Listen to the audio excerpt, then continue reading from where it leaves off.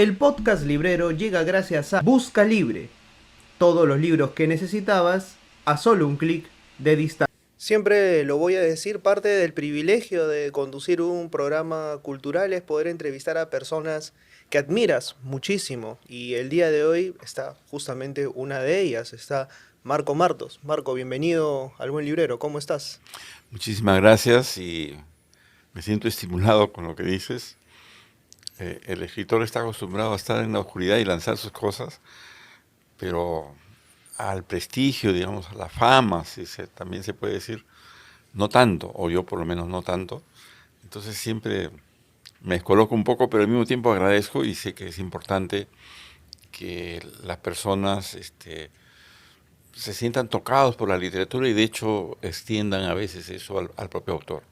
Cuando uno piensa en ti y en tu nombre, automáticamente hace la asociación. Marco Martos es San Marcos es Marco Martos. Pese a que tienes un pasado en Católica también, ¿no? Sí, claro. Bueno, yo en verdad, haciendo el balance, siento que gané perteneciendo a dos universidades.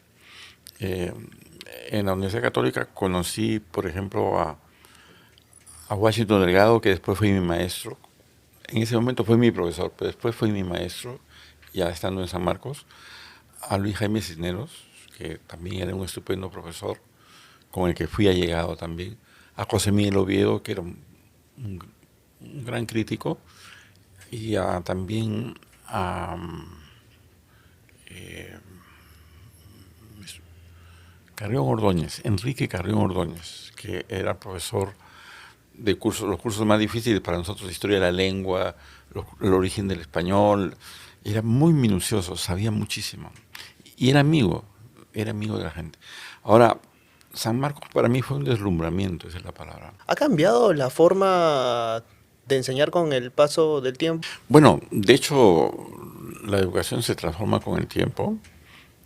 Lo más importante que ha ocurrido en el Perú a raíz de la pandemia es la educación a distancia, que ya existía, pero no con ese poder que existe ahora, que a su vez tiene ventajas y desventajas. La desventaja principal es que no se conocen los profesores y los alumnos, y la ventaja principal es que la ciudad gana con eso, con que hay no tanto movimiento, los bolsillos también ganan algo, y además, sobre todo en el posgrado, se pueden dictar cursos a verdaderas distancias. Yo en el posgrado de San Marcos dicto a alumnos que viven en Ayacucho o en Iquitos o en Cajamarca y no hay ningún problema. Y más bien, cuando nos encontramos es como encontrar a un amigo después de tiempo. Soy fulano, venga, ya lo conoces, ¿no? Entonces yo procuro en esos cursos a distancia, si se puede, hacer una reunión al final y bueno, hacemos un recital de poesía, vamos a algún café, ¿Y te etcétera. costó adaptarte en tiempos de pandemia? Yo tenía algún manejo del internet, tanto que una vez en una entrevista en el comercio pusieron ese titular, ¿no? Marco Martos 2.0, tiene una clave de internet, ¿no? Pero lo cual no era verdad, o sea, simplemente estaba acostumbrado a internet, pero no a dictar clase, pero sí un poquito, digamos, a las conversaciones pues por internet, ¿no? Visualizadas por Meet, Google Meet o por Zoom. Pero de todas maneras, siempre me siento más protegido cuando alguna persona me está ayudando, ¿no? Literalmente, ¿no? Ahora, uno revisa tu historia familiar, tu padre maestro, tu hijo Néstor Maestro, maestro, tú maestro. ¿Cuál es el gen pedagógico que se transmite ahí en la familia Martos? es mi abuelo Martos, se llama eh, Samuel Martos, y el otro día alguien del lugar donde nació ha puesto una biografía de él, incluso datos que yo no sabía, que nació en un pueblo que se llama Guadalupe, cerca de Pacasmayos, ¿no? Y el apellido parece que viene de Cajamarca. Por lo menos el primer Martos vino a Cajamarca en 1614, eso sí lo sé. Pero mi abuelo en un momento se fue a Piura, a Sullana y después a Huancabamba y fue inspector de educación en Huancabamba. Y además tenía muchos dotes como profesor y puso el primer periódico en Huancabamba. O sea, era un hombre, digamos, un humanista. y además tenía muy buena letra, lo cual he visto por casualidad. Y, y bueno, son cosas que valían mucho en 1900. Pero ahora, o sea, por ejemplo, una tradición de larga data, yo he averiguado, por ejemplo, los Ereña fueron todos sastres, o sea, desde que llegaron de España y se expandieron, ¿no? Desde Buenos Aires a Tarija, de Tarija, de pronto a Chayanta, de Chayanta a Arequipa, Arequipa a la selva, todos sastres. Mi abuelo viene a romper esa tradición. Yo le dije, tú fuiste un desastre, no fuiste justamente un sastre. Pero uno tiene esa cuestión, ¿no? O continúas un legado o lo rompes, ¿no? En Sí. el caso tuyo, ha continuado. Ha continuado. Sí, pero fíjate, hay una cosa bien interesante que se está perdiendo y que tiene que ver con sastres. La sastrería es, aparte de otras cosas, un lugar de conversación. Y por lo tanto es un lugar, vamos a decir, con una posibilidad humanística. A mí me ha pasado que yendo a un sastre cuando recién vine a Lima, en Pueblo Libre, encontré que ahí estaban jugando ajedrez y yo era ajedrecista. Entonces me hice la tertulia de los sastres. Y ahí iba Néstor del Pozo, que es un gran jugador de ajedrez, y conversé con él alguna vez y después ya fui en el club, después ya rivalicé con él en torneos. Pero sobre todo que había una tertulia de barrio. Eso es lo que se está perdiendo un poco. Entonces, digamos, los que están en humanidades y que vienen de sastres, no eres el único. Por ejemplo, Miguel Ángel Guzmán es hijo de sastre. Mira tú. Su papá era sastre. Mira, me has dado una idea de programa, la sastrería Ereña. O sea, hacemos nuevamente, transformamos esto en un set, ¿no? Sastrería y volvemos a ese origen, ¿no? Sí. El viaje a la semilla, dirían algunos, ¿no? Sí, ¿cómo? La sastrería entonces era un espacio de conversación. Sí, y tener una buena letra también era una cosa antigua, ¿no? Ya me acordé cuál era el nombre. Mi abuelo era pendolista. Pendolista significa el que tiene buena caligrafía y puede ser documento de utilidad para cualquiera porque es buscado por eso y le pagan por eso. Claro, Le evidentemente. pagaban, ¿no? Bueno, dudo que alguien me pague a mí por escribir algo, o sea, sinceramente, ¿no? O sea, con las patas de araña que tengo, o sea, anoto de manera bastante apresurada y atropellada por lo mismo que voy entrevistando y voy haciendo... Esa es otra cosa, ¿no? Es un arte el pendolismo. Ujú. Cuando uno también se remite a tus orígenes, se remite inevitablemente hacia Piura, ¿no? Así es. Cuando uno piensa en literatura piurana, bueno, piensa también en Miguel Gutiérrez, evidentemente, pero también piensa en qué cantidad de autores, de autoras hay, no solamente de Piura, sino de diferentes departamentos del país que no conocemos, ¿no? Bueno, Piura, digamos, el departamento de Piura tiene, por ejemplo, a Juan Luis Velázquez, que es el padre de Manuel Velázquez y abuelo de Marcel Velázquez, que fue un escritor notable. Su libro del año 25, Perfil de Frente, el título nomás ya muestra la cosa de vanguardia, lo catapultó como poeta. Luego él viajó a Alemania, estuvo ahí, participó en la cuestión política anti-Hitler, y después estuvo en México, publicó muchos libros, sobre todo de divulgación científica, menos de creación después, pero fue un amigo de Vallejo y fue secretario de Trotsky. Bueno, y es un piurano. Ese es un ejemplo, digamos, clásico de Piura. Y bueno, hay otros, ¿no? De ese momento. Y también, aunque no es piurano, pero desarrolló parte de su obra en Piura, Enrique López Albújar, que es chiclayano. Muchos creían que era piurano. Entonces, yo soy contemporáneo pues de Miguel Gutiérrez y lo aprecio mucho a él. No lo conocí en Piura, lo conocí aquí en la universidad y hemos sido amigos bastante tiempo, todo el tiempo, se puede decir. Y creo pues que en novela falta hacerle justicia. Falta hacerle justicia. ¿Padecemos de centralismo editorial en Lima? ¿Te parece? O sea, que todo lo que tiene que pasar por Lima necesariamente ya se puede hacer nacional. Eso era antes.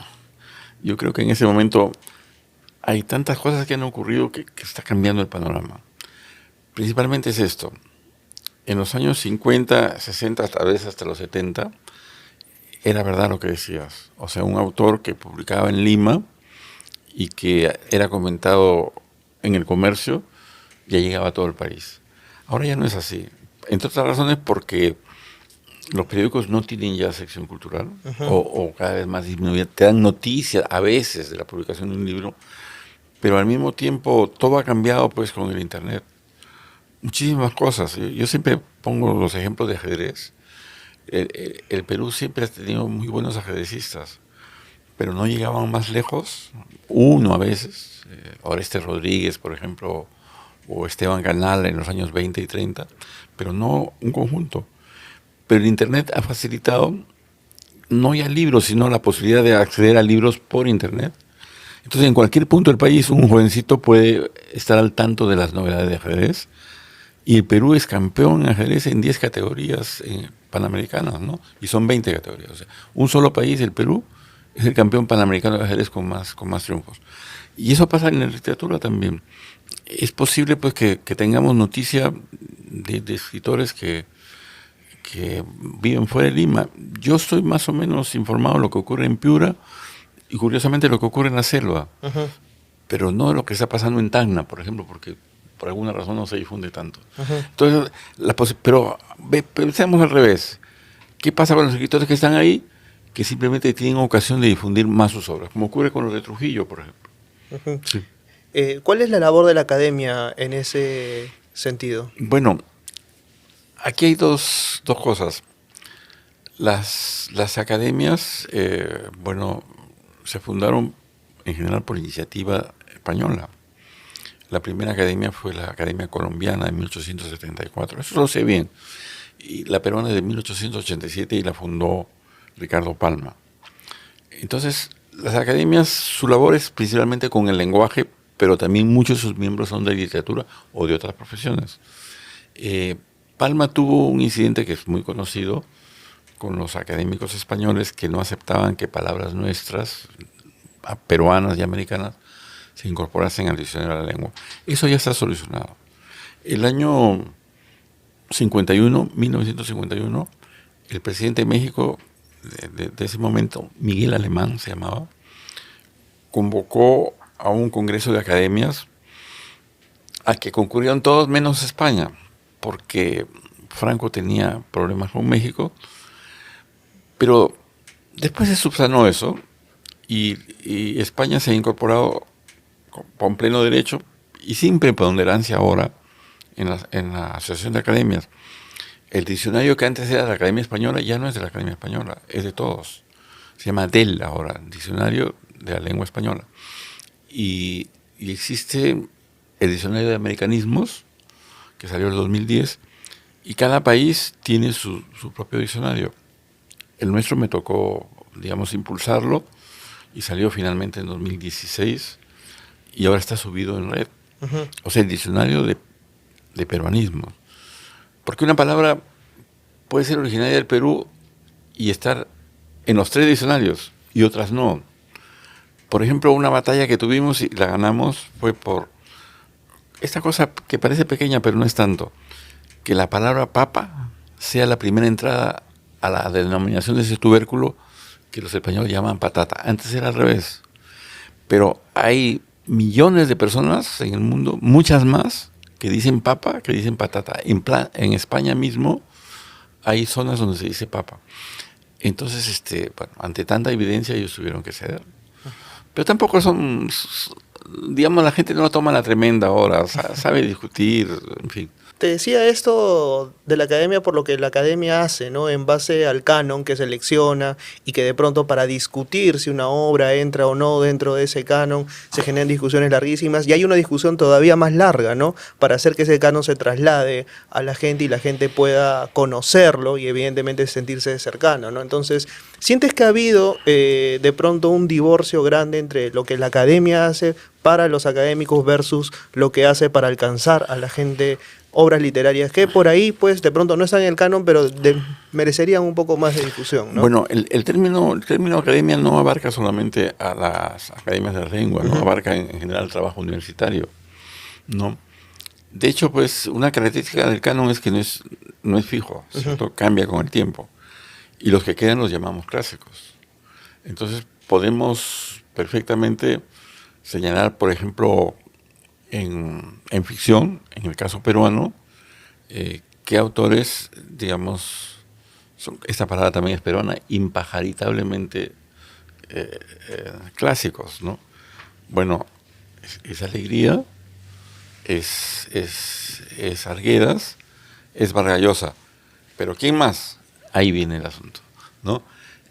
De hecho, se está rescatando otra vez a López Albújar, a quien mencioné antes, y Valdelomar también, que curiosamente no tiene ninguna divulgación en el exterior.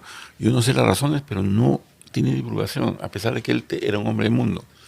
Y después, claro, viene sin duda alguna Ribeiro, y si vamos bajando en edades, es Gutiérrez. Pero también tenemos cuentistas magníficos, otros. Yo, aparte de Valdelomar, que lo considero el fundador, y aparte de Ribeiro, quisiera destacar a Galber Ronceros, que en ese momento ya está alcanzando difusión internacional que no tuvo mientras vivió.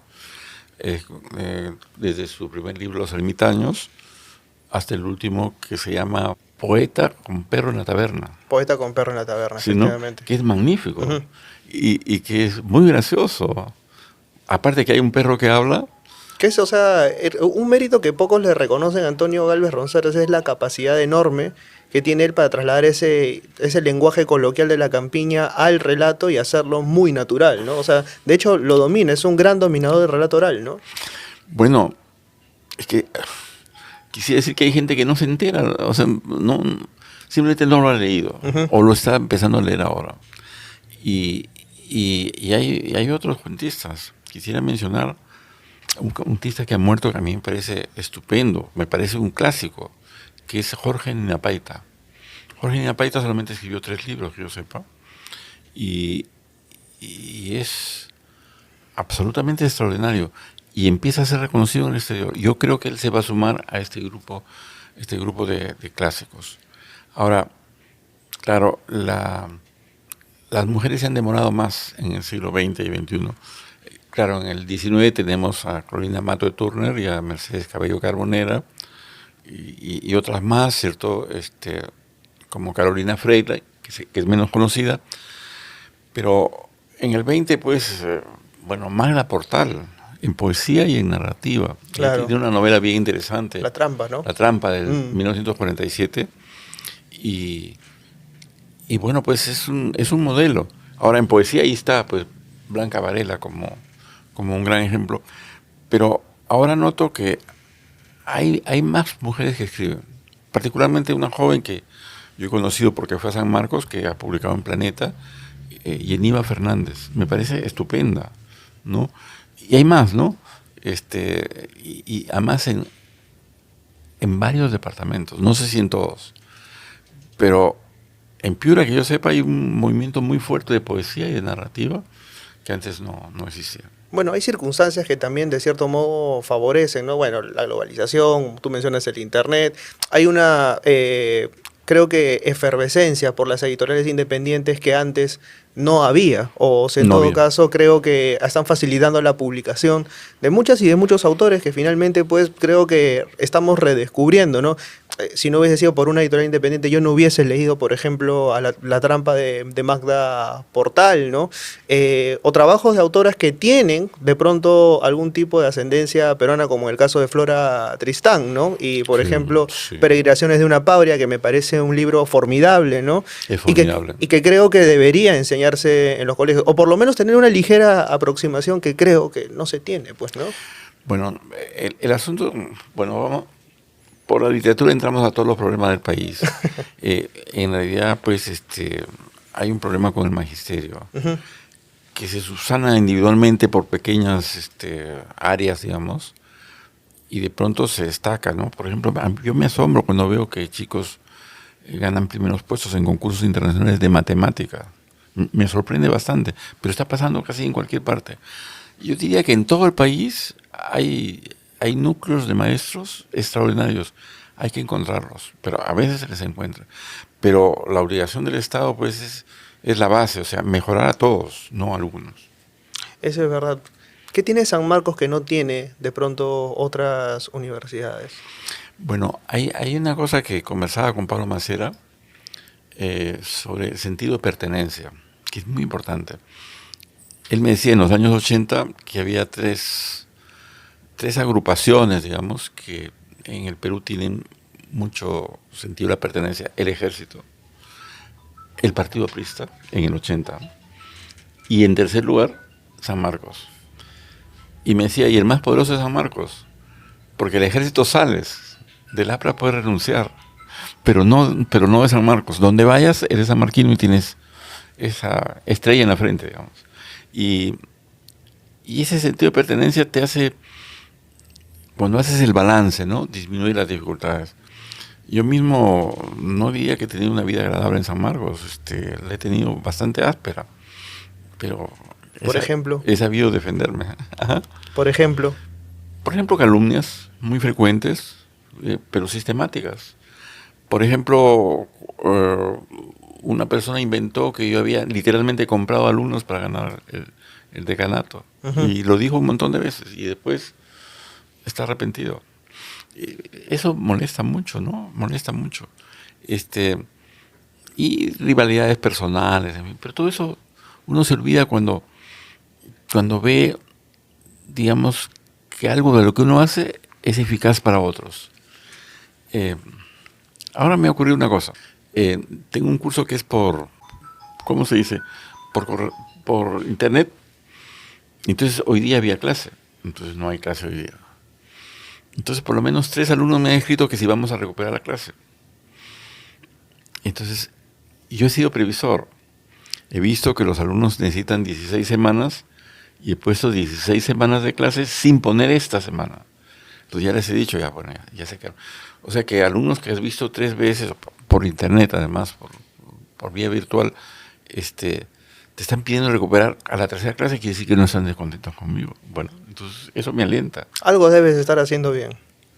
Exacto, de manera indirecta te lo dicen. Uh-huh. Sí. Por ejemplo, uno revisa, fragmentos de Cabellera de Berenice, ¿no? He aquí mi utopía y mi trabajo, llegar a tu centro, ¿no? Este verso demoledor, cómo uno llega eventualmente a su propio centro, en un mundo en el que constantemente estamos plagados de ruidos y de horror al vacío. Creo que cada vez soportamos menos el vacío, Marco. Bueno, de eso se trata, ¿no? Yo creo que esa es una ilusión del que ama, porque en realidad no llega nunca al centro, pero su ilusión es llegar. O sea, quiere saber absolutamente todo de la persona amada. Uh-huh. Y ahora lo he visto al revés, dicho por la esposa de Auster. De Polo Siri Husbeth. Sí, uh-huh. que él ha muerto ayer. Sí, efectivamente. ¿No? Y ella dice que hay una parte de él que ella no conocía, sino sus manifestaciones exteriores. Lo declaró ayer. Uh-huh. Me impresiona porque yo creo que esa es la de toda persona que ama. Siente que todavía no conoce suficientemente a la amada o al amado. Y eso me pasaba ahí también en ese punto. Es increíble, ¿no? O sea, uno puede amar, pero no todos pueden escribir poesía. Mira, en este momento, yo que soy profesor de taller de poesía, creo que escribirla es un milagro. O sea, yo me empeño como muchos, pero ¿por qué yo sí puedo y otros no pueden? No lo sé. Porque a veces hay profesores estupendos que explican muy bien un poema, pero por lo mismo que saben mucho, tal vez ese saber les hace cruzar con otros versos que han leído de algún clásico y se anonada. Entonces, bueno, también ser un poquitito ignorante y lanzarse, ¿no? Tú tienes un montón de lecturas también. Uno escribe en base a lo que ha leído y lo que ha vivido, ¿no? Ese cruce es indefinible, ¿no? Ah, bueno, sí, yo soy fanático de la lectura, sí, y se lo debo a mi padre. ¿Qué te hacía leer tu padre? No, me dejaba los libros a la mano. ¿Y tú descubrías? Yo descubrí. Bueno, yo me aficioné sin decirle a él, a aprender poemas de memoria, y aprendí muchos. Y no se los decía a nadie. Vaya usted a saber, eso es un problema psiquiátrico. Ya. No sé por qué no se lo decía a nadie, y los recitaba para mí solo, esos poemas, cuando no había nadie en la casa. Pero un día fui descubierto, naturalmente, y mi padre no me dijo absolutamente nada, pero dejó más libros de poesía cerca de mis manos. Eso o sea, fue. Sediciosamente lo fue sembrando para que tú cogieses unos. Sí, y los libros favoritos de él, curiosamente en poesía, eran poetas chinos. Y yo leí muchas ediciones de poetas chinos en español, ¿no? Y uno de mis libros, y la gente dice que es uno que está bien hecho, se llama Caligrafía China, de 2014, y me da muchas satisfacciones. O sea, yo puedo escribir como un chino, o sea, como un chino en español. O sea, ¿qué tiene la poesía china? ¿Qué tiene en sí la visión oriental del mundo que de pronto los occidentales podríamos ambicionar? Bueno, hay una cosa que tiene también la poesía occidental, pero que la ha perdido por partes. Y yo me acuerdo en qué momento me di cuenta. Ha sido un momento que iba a México en clase turista y me pasaron a la clase de negocios porque había un asiento vacío. Yo tenía una gran ventana, iba viendo el mar y cuando el avión bajaba abajo veía los pájaros y veía la naturaleza en las islas, etcétera, etcétera. Y me acordé de la poesía china. Me acordé de esto, que no hay poema chino en el que no esté la naturaleza. En todos los poemas chinos, o 90 y tantos % está la naturaleza. Yo dije, en mi poesía tiene que estar. Bueno, siempre había, pero ahora hay más, digamos, por esa emoción. Entonces yo siento que había un momento por influencia norteamericana, no de toda la poesía norteamericana, porque también tenemos grandes poetas del campo, como Robert Frost o como Whitman, pero digamos la poesía de la ciudad, la poesía del bar, ya por ahí no voy yo. En todo caso también estaba en bares, pero algunos se quedaron adentro del bar, ¿no? Apenas aparecen, sí. Te decía, algunos se quedaron adentro del bar, ¿no? Bueno, hay ese asunto, claro. A confundir la bohemia con la creación literaria. Yo no me confundí en eso. O sea, creo que son dos caminos que van separados, porque a veces, o sea, hay muchos chicos, escucho, ¿no? Existe esta exaltación y me dicen, no quiero ser un poeta maldito como Bukowski. Yo le digo, hijo, yo lo intenté y no está bien escribir borracho, no te salen bien las cosas, las letras te salen torcidas, ¿no? Pero existe esta romantización a la figura del Bukowski. poeta bucólico, triste, o sea, que se acuesta con 1000 mujeres y que en base a eso escribe. Pero también es una idealización, ¿no? Es un paradigma hacia el cual mucha gente aspira a llegar, pero no todos llegan, ¿no? Bueno, pero simplemente yo creo que no se puede, o sea, que no sé. Bueno, Bukowski es una excepción, digamos, pero cuidado que Bukowski pasaba muchas horas en las bibliotecas. Muchas horas en las bibliotecas públicas. Eso no se remarca, ¿no? Pero yo creo que es ahí donde de ahí sale su fuerza. Lo que pasa es que también hay otra cosa que se dice acá en el Perú, es una frase popular, pero el poeta también necesita calle. Esa es la producción. Porque si no, la producción puede ser demasiado intelectual. Bueno, pongo un ejemplo, Mallarmé. Mallarmé era un gran poeta, pero muchas veces Mallarmé se sentaba a escribir y no escribía nada, porque le faltaba un poco de experiencia pública, digamos. Estaba siempre de profesor, después de periodista, pero yendo y viniendo a su casa, etcétera, trabajo, y no era pues... miren, esta cosa rarísima, ¿no? Boler, un poeta de la calle, Rimbaud, un poeta aventurero, y Mallarmé, un profesor de clase. Es tremendo eso, ¿no? O sea, porque a veces cuando alguien quiere imitar el lenguaje de la calle, por ahí se le notan las costuras, ¿no? No es un lenguaje tan natural, sino artificioso. No se puede. Bueno, antes poníamos el ejemplo de Galvez Ronceros como un conocedor del lenguaje de campiña, digamos, como ellos mismos decían. Y eso no se puede imitar. Y el lenguaje de la calle tampoco se puede imitar. Usted tiene que tener algo de tránsito por ahí. Hay cosas a las cuales en tu poesía no te has atrevido ya porque dices, ok, esto de repente no me sale. Bueno, no tanto temáticamente, sino algún poema lo he dejado, sí. O sea, aunque he seguido el consejo de Russell, en un poema que se llama Los malos poemas. Él dice, no los arrojes al canasto, ¿no? Déjalos ahí descansar, revísalos.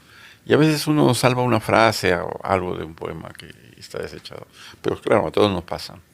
Yo tuve la oportunidad hace relativamente poco de entrar al archivo de la Católica y, por ejemplo, pude acceder a algo que me parece inédito para muchas personas, pero para mí fue también meterme dentro del proceso creativo.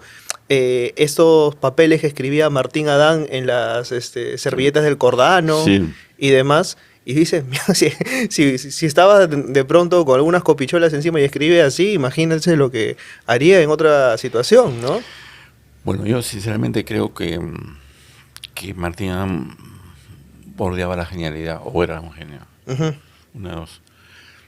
Y yo lo vi a Martín Adam cuando yo estaba en el colegio. Lo vi una vez en un hotel que no era no el que está cerca del Cordano, sino en la esquina donde ahora hay unas tiendas, se llamaba Hotel Plaza.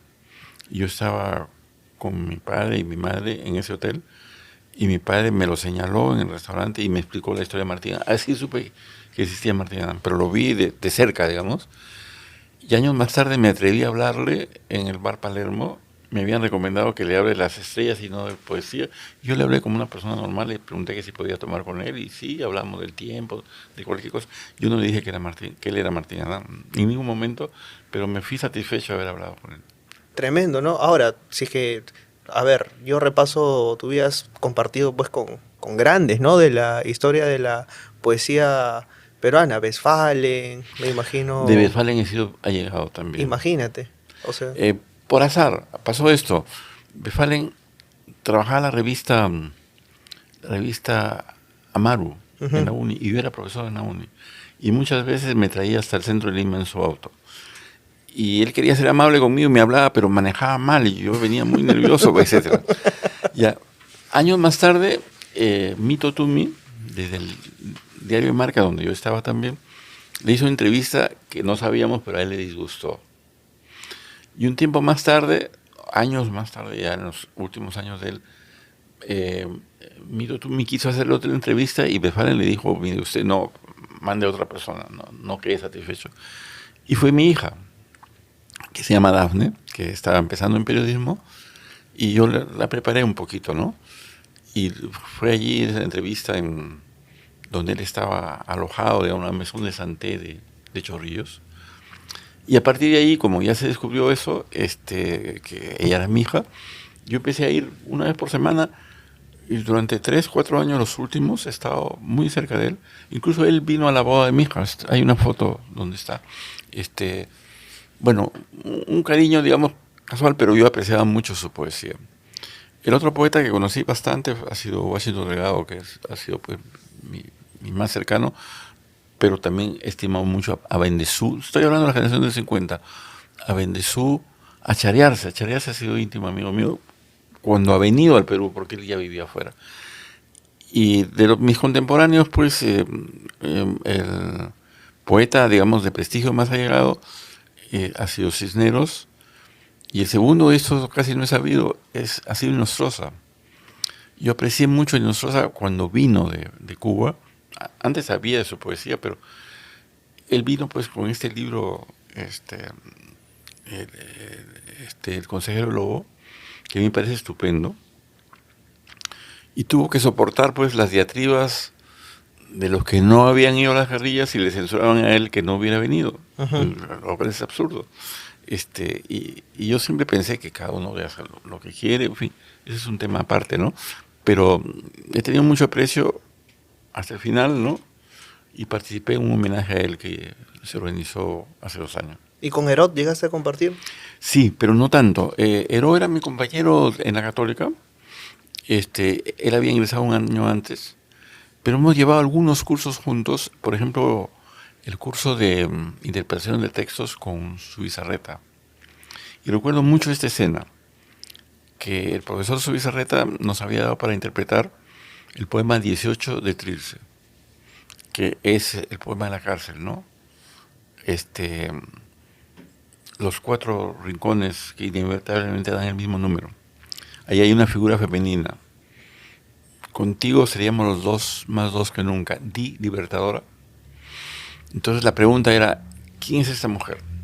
¿A qué mujer se parece de las relaciones personales? Entonces, Heró argumentó que era la madre, porque en circunstancias de estos momentos se piensa más en la madre. Y Zubizarreta decía que era la esposa o la compañera. Ya, una discusión interminable. Me acuerdo lo que Heró citó a Valcárcel, Gustavo Valcárcel, que tiene un poema cuando llegó a México deportado el año 48, porque él era secretario de Bustamante y Rivero, que era el presidente defenestrado por los días. lo pusieron con su ropa, con lo que tenía puesto, ¿no? Llegó sin maleta y sin dinero. Y escribió un poema magnífico que termina así, ¿no? Las 2 de la mañana, sin madre y sin Perú. Bellísimo. Bueno, entonces, yo siempre me quedé con esa intriga, ¿no? Y he visto en muchos congresos las discusiones de los críticos sobre los poemas de Vallejo, y no deja de darme risa, ¿no? ¿Qué cosa es el primer poema de Trilce? ¿Es el poema de la defecación, como sostienen algunos críticos? ¿O es una, ¿cómo se dice? Pues, o es una creación poética, un arte poético. Bueno, yo me auxilio a veces por el psicoanálisis. El psicoanálisis dice, y esto es algo ortodoxo, que hay 3 etapas en el desarrollo del niño. Una etapa oral, la segunda etapa anal y la tercera genital o fálica, le decían. Bueno, la etapa oral se caracteriza por incorporar cosas de fuera. Incorporo la leche materna, incorporo un caldo, incorporo un vino, incorporo un libro que leo, incorporo un partido de fútbol que veo. La etapa anal se caracteriza por sacar algo de dentro y ponerlo fuera. Y además ser celebrado por eso, o sea, poder cumplir con el acto de fecar. Y hay un poema incluso de Pablo Guevara que dice así, que yo lo interpreto creo que bien, dice: voy al WC y deposito mi oro.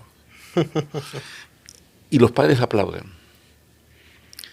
Y la etapa, digamos, la etapa genital o fálica se caracteriza por sacar algo de dentro y crear vida, ¿cierto? Sexualmente, pero crear vida. Si escribo un libro, si hago una buena comida, soy un chef, si gano una carrera de automóvil, todo eso es poner algo, sacar de dentro.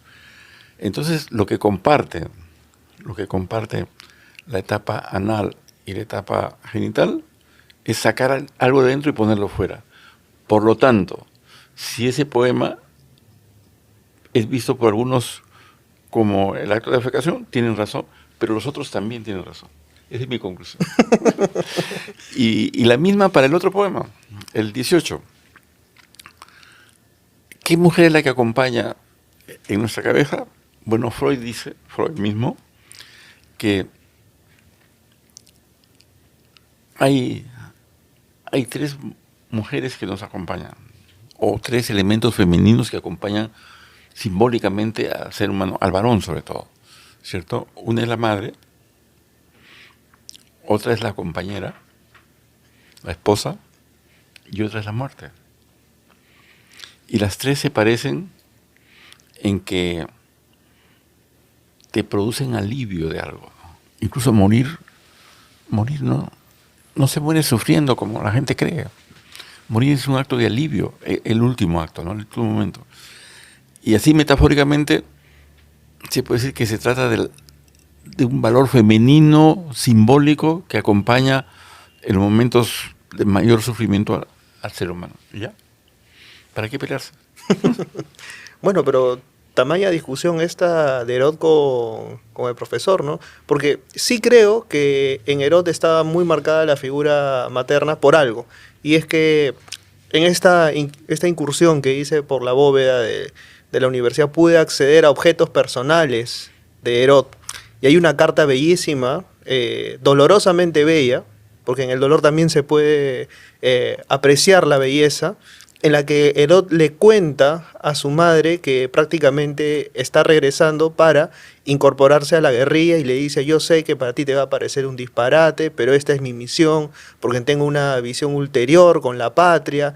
Y es una carta en la que uno puede apreciar que él busca el refugio materno, pero al mismo tiempo despedirse por lo que está por ocurrir, ¿no?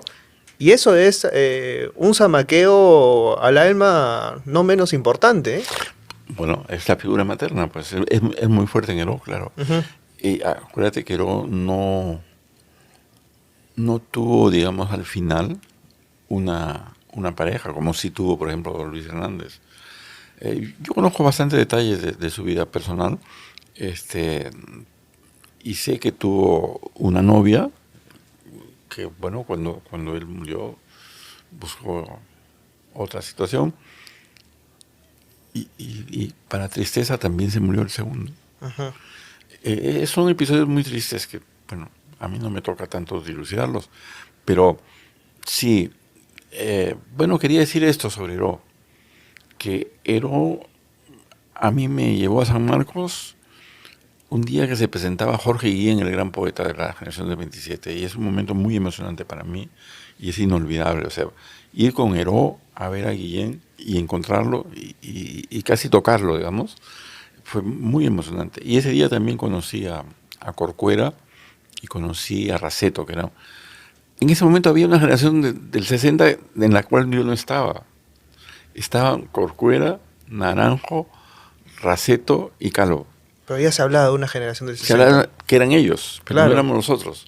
Y por eso es que el año 67, creo, sí, apareció la antología de Ceballos que se llama Los Nuevos.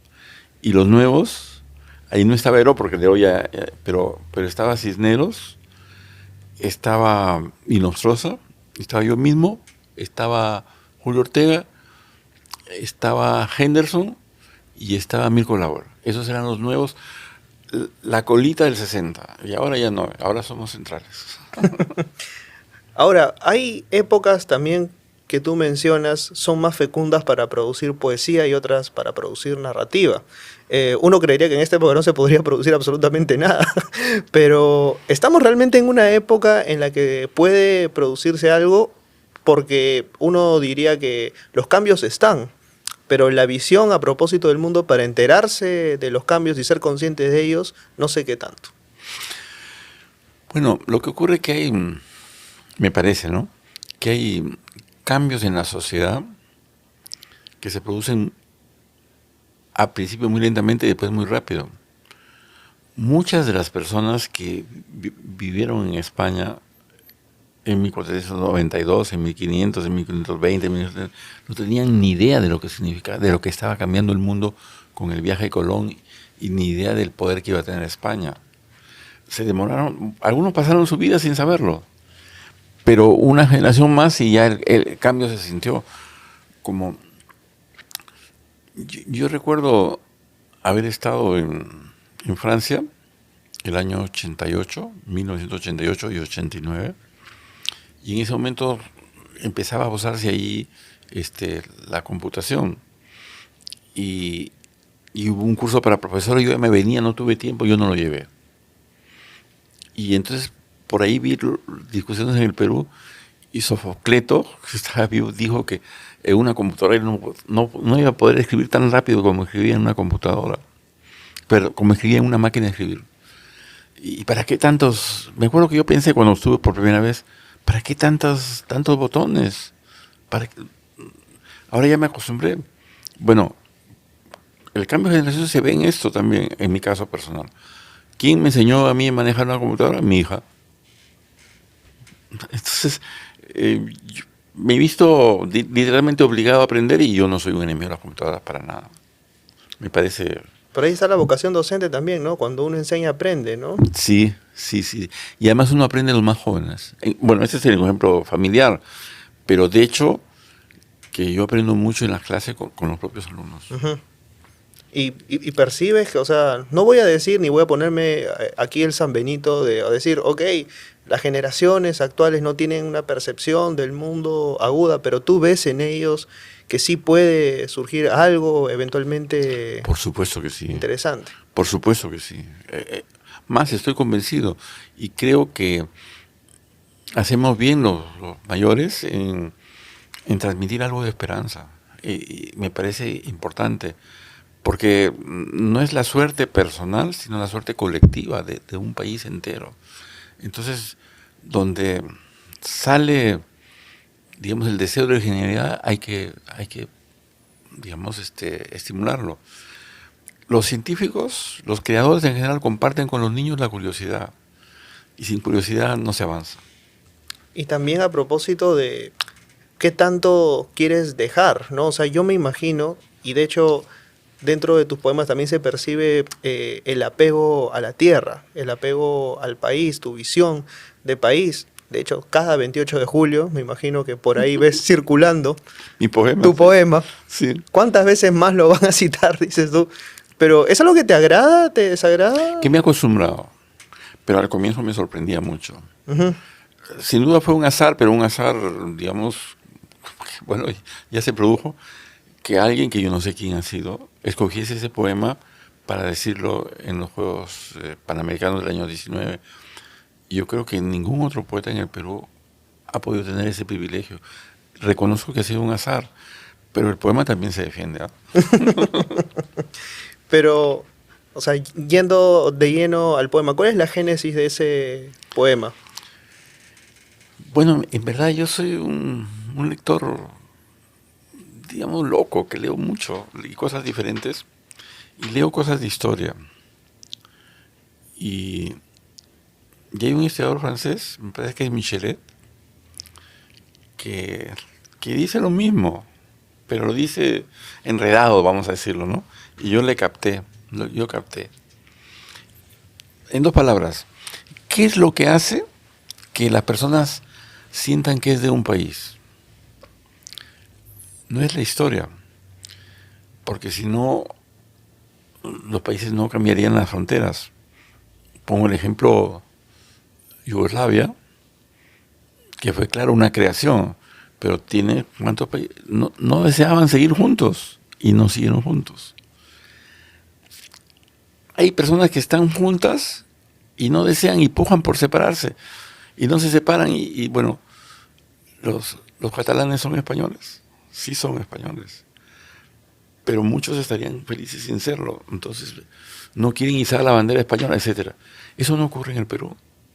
O sea, no es porque exista Miguel Grau, es porque queremos que este pueblo marche adelante. No es, el poema dice, para construir aquí todos sus sueños, y alguien me ha reprochado, y los que se van fuera, yo les contesto, los que se van fuera llevan al Perú en su corazón, lo cual es verdad.